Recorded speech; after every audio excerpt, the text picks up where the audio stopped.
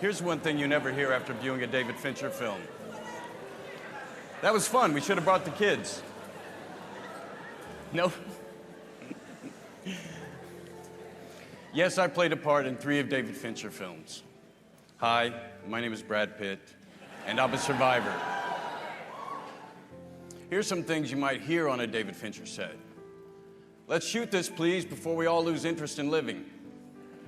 Okay, we have the out of focus version. Let's try one that's in focus. If you pan to the right and see that in your frame again, you have my permission to take your own life. And a personal fave, I want you guys to enjoy yourselves, but that's what Saturdays and Sundays are for. No one says making a Fincher film is easy.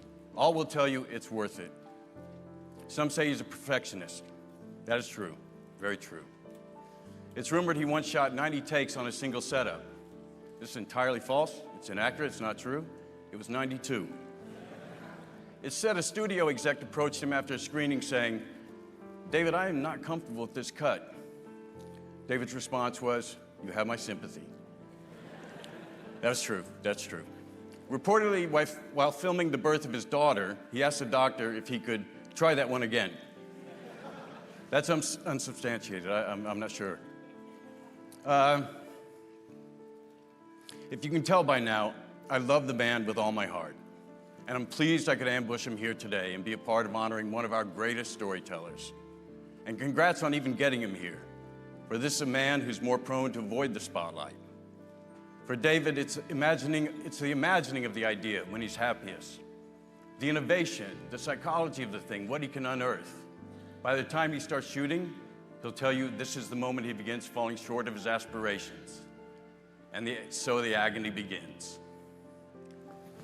Other directors often try to emulate him, but invariably fail because they think it's just about the imagery. But if it was just about the imagery, we wouldn't keep returning to his work and honoring him tonight. For him, everything matters at all time. Beginning with the story, the character, and 1,000 other things that had to go right for a single frame to make it into his film.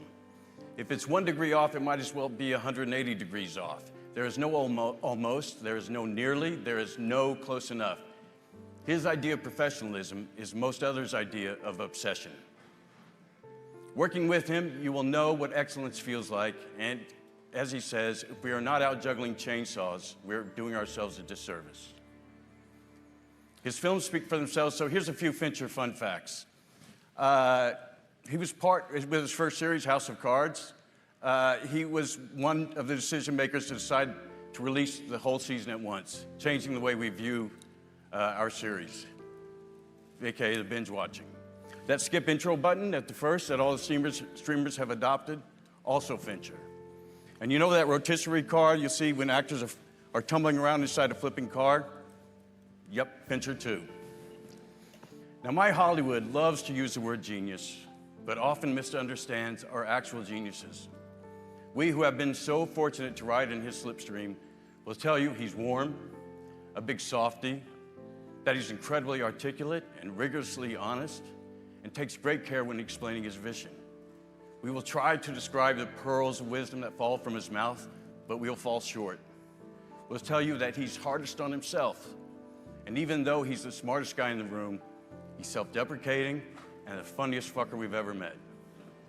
He's loyal to the bone, and in turn, we happily crawl through glass for him and ask him for another take. These are just a few of the things we might say about this man who means so much to us. My life was forever changed one day in '94 when I sat down for a coffee with David Fincher. I don't know if any of what we do matters in the end. What I do know that matters is the people we hitch ourselves to and the indelible mark they leave upon our very being. I was reading a passage recently where a character was asking, which is more important, the journey or the destination? And the other replied, it's the company. And I couldn't agree more.